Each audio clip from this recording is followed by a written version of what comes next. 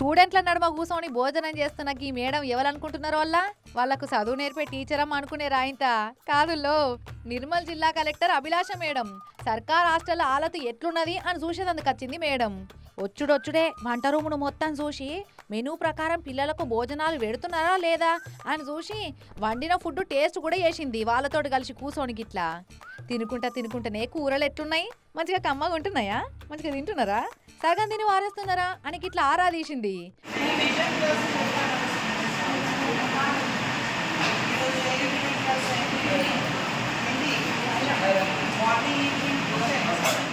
Collector మేడమే కాదు, ఎంటొచ్చిన అక్కడి DEO, MEO, ఎంఆర్ఓలు, ఎంపీఓలు అంతా ఎంగిలి పడ్డారు పిల్లలతో కూర్చొని.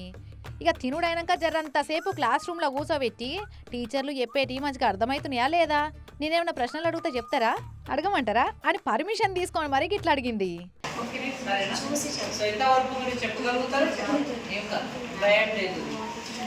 మీకేమొస్తగా చెప్పుర్రి, భయపడకుర్రి, ఎంతొస్తే అంత చెప్పుర్రి అని ధైర్యం నూరిపోసి టీచర్లు ఏ పాటి నేర్పిస్తున్నారో మంచిగా అరుసుకొచ్చింది.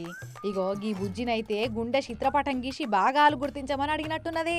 టకటక గీసి ఫటా పాటల పేరు రాసి కలెక్టర్ మేడం తోటి శభాష్ అని అనిపించుకున్నది.